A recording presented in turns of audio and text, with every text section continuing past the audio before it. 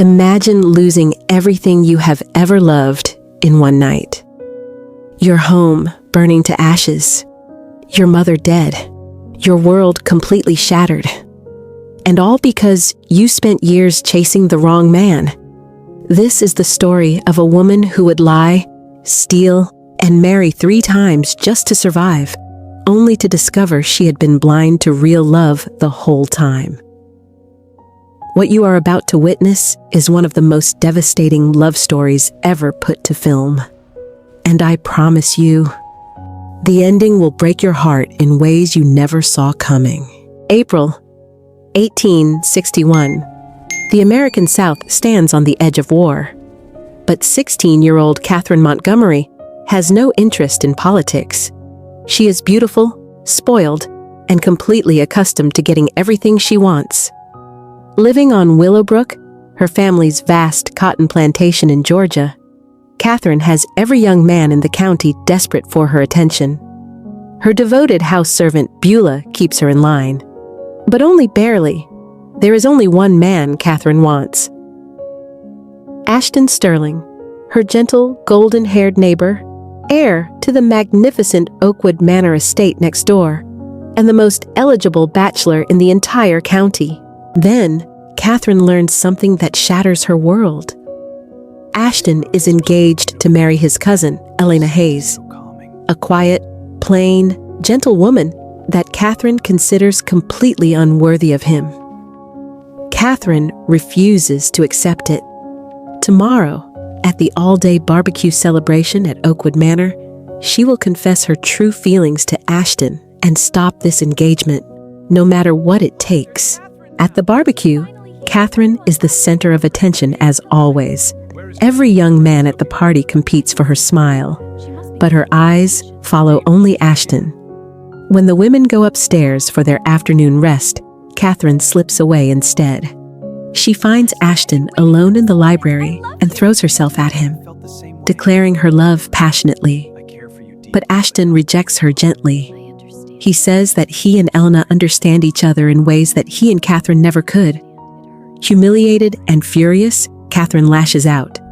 Ashton walks away, but someone has witnessed everything from across the room.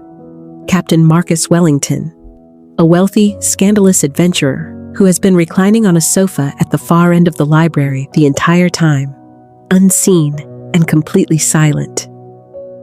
He has heard every single word. Instead of being scandalized, Marcus is completely delighted.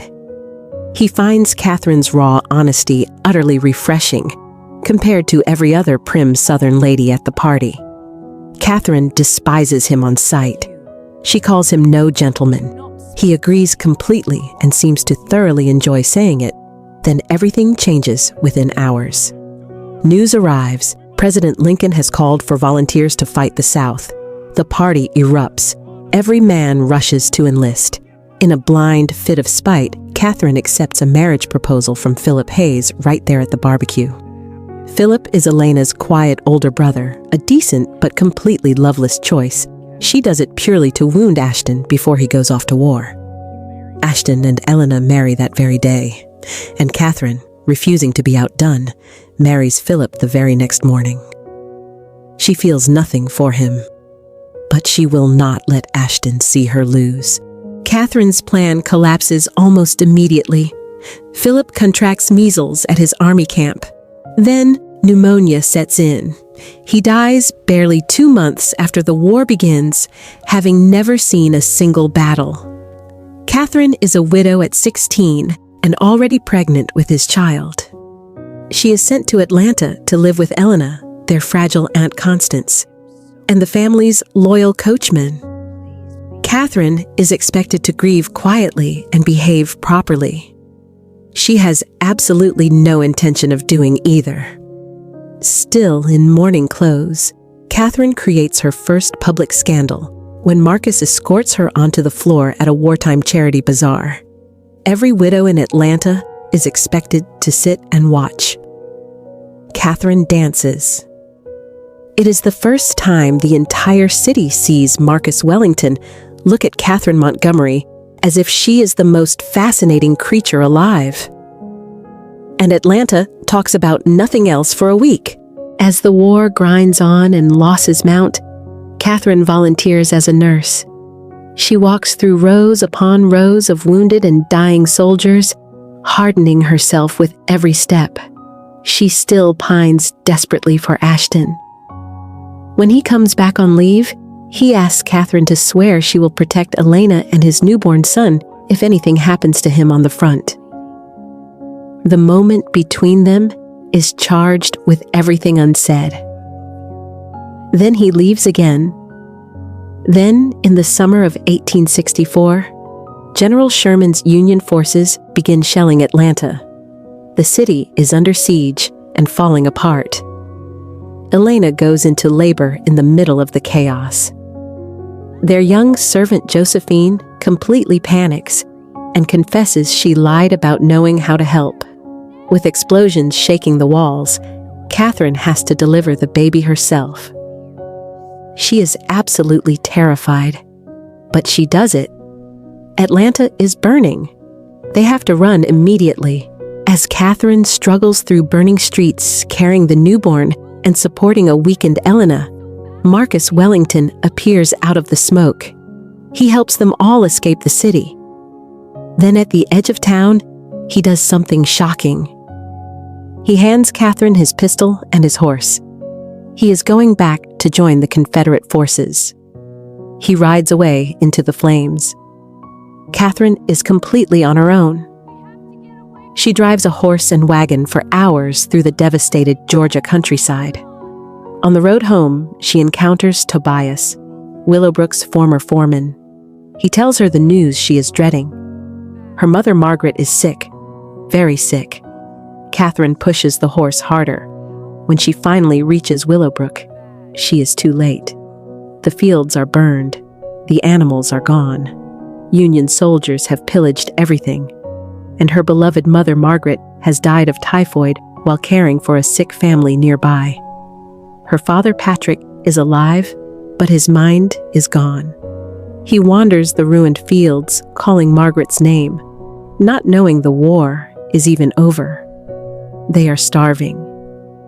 Then, a Union deserter breaks into the house looking for valuables. Catherine shoots him dead with the pistol Marcus gave her. She does not hesitate for even a second. Standing alone in the ruined fields of Willowbrook, Catherine makes a vow. She raises her fist to the sky and swears before God that she will never be hungry again. Whatever she has to do, whatever line she has to cross, she will survive. The war ends in Confederate defeat. The South is completely ruined. Catherine and her family work the cotton fields themselves alongside their former enslaved workers, now free. Ashton comes home from the war, but he is a shattered ghost of himself. He cannot farm, cannot manage money, cannot make decisions. He is utterly useless. Catherine begs Ashton to run away with her and start over somewhere new. For a moment, he loses control. He admits he wants her, pulls her close and kisses her desperately. Then he pulls away. He says he cannot leave Elena. She is his conscience, his honor, everything good left in him. Then Patrick, Catherine's father, tries to chase a carpetbagger off Willowbrook land on horseback. The horse throws him. He dies on the spot. Catherine now has no parents, no money, and a tax bill of $300 on Willowbrook. If she cannot pay, she loses everything. First, she goes to Marcus Wellington, who is now enormously rich from his blockade running. But he has been arrested and sits behind prison bars. When she asks him for the money, he laughs at her coldly. Humiliated, Catherine does something unforgivable. Her younger sister Clara is engaged to William Morrison, a middle-aged store owner with comfortable savings. Catherine manipulates William into believing Clara no longer wants to marry him. Then she seduces him into marrying her instead. She does not love William. She finds him dull. But she pays the taxes on Willowbrook and saves everything. Catherine takes over William's general store and lumber business. She runs it with ruthless efficiency and makes it far more profitable than William ever did. She hires Ashton to manage the lumber mill, wanting him close, but her aggressive business dealings make dangerous enemies across Atlanta. The South is under Union military occupation. Tensions are explosive everywhere. One evening, Catherine drives her carriage alone through a rough part of town and is violently attacked. Former foreman Tobias appears out of nowhere and fights her attackers off, saving her life. That same night, William and Ashton join a masked group that raids the shantytown in revenge. They call it a political meeting. It is not. Vivian LaRue, the saloon owner who has long had a soft spot for Marcus, shelters the men afterward. William is shot and killed during the raid. At the funeral, Marcus Wellington appears. He is free, enormously wealthy, dressed impeccably and completely charming. He proposes to Catherine at the graveside. This time, Catherine says yes. It is the first time in her life she is marrying a man she actually finds attractive, someone with fire and intelligence to match her own. They honeymoon in New Orleans. They build a grand mansion in Atlanta. Their daughter Victoria Grace is born a year later. Marcus adores her completely. In ways Catherine will only understand too late, little Victoria becomes the love Marcus cannot get from Catherine herself. He gives the child everything Catherine refuses to give him. But the marriage is already crumbling. Catherine refuses to share Marcus's bed. She tells him she does not want more children. She has convinced herself this is still about Ashton. Marcus drinks heavily. He mocks her. She cuts him with sharp words. They are destroying each other completely. One afternoon, Ashton's bitter sister Rowena Sterling and the prying Mrs. Fairfax both catch Catherine and Ashton in a brief friendly embrace at the hardware store. Rowena spreads the rumor instantly and gleefully. That night is Elena's birthday party for Ashton. Marcus hears the gossip. He forces Catherine to attend wearing a scandalously bright red taffeta dress that makes her look guilty of everything. Only Elena stands beside her. Back at the mansion, Catherine finds Marcus downstairs very drunk. They argue viciously about Ashton. Marcus loses control completely. He carries Catherine up the staircase to the bedroom against her will. The next morning, something strange happens. Catherine wakes up inexplicably, bewilderingly happy. She cannot explain it, and she will not try. She hums to herself in the sunlight. She is almost glowing. And then Marcus appears, distant, hollow-eyed, broken by what he did the night before. He offers her a divorce. One look at him, and her warmth vanishes completely. She refuses, calling it a disgrace. Marcus stays. But from this point forward, he stays only for Victoria. When Marcus returns from a long trip to London with little Victoria in tow, refusing to leave her behind, Catherine tells him she is pregnant with his child. They argue bitterly. In the chaos that follows, Catherine falls down the staircase and loses the baby. She nearly loses her life as well. Then, while Catherine is still recovering, their daughter Victoria dies. She had been jumping fences on her pony, just as Marcus had taught her. Marcus cannot bear it.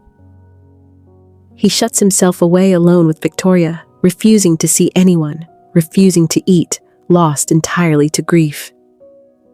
In a moment of anguish, he destroys the pony.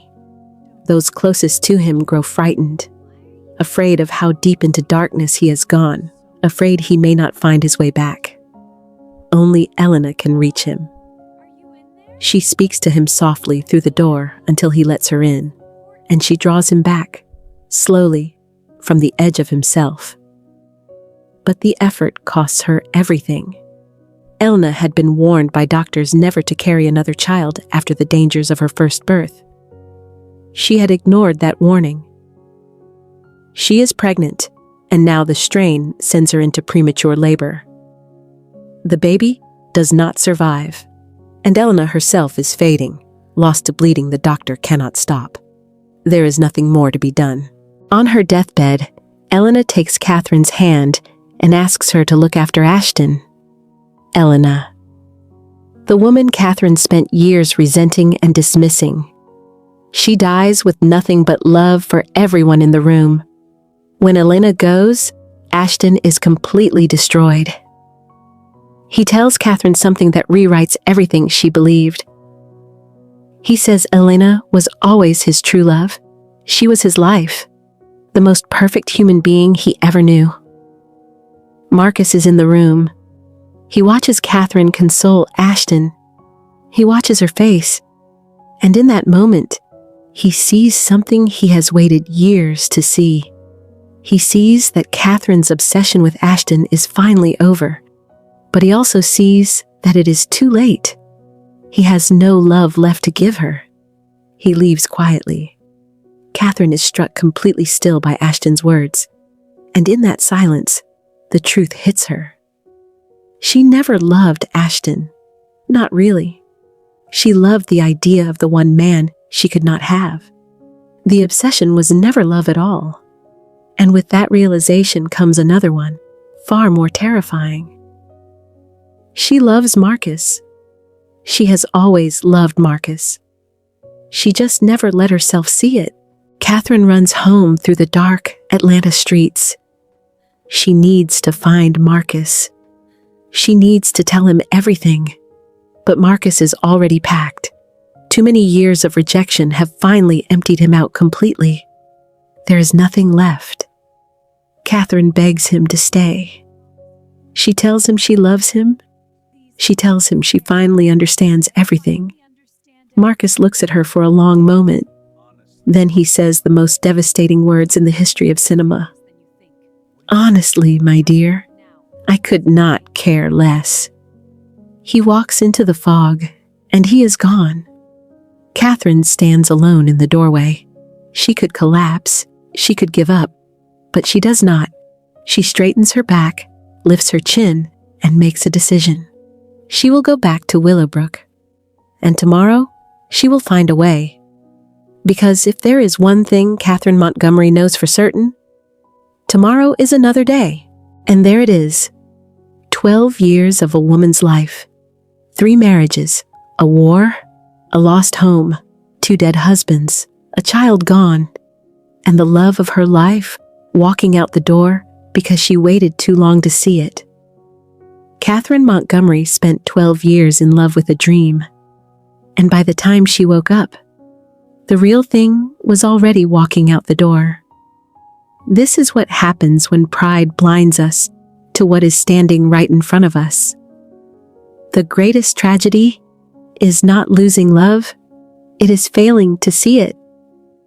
If this story hit you the way it hit me, leave a comment below and tell me which moment felt it most. And if you want more deep breakdowns of the greatest stories ever told, hit subscribe.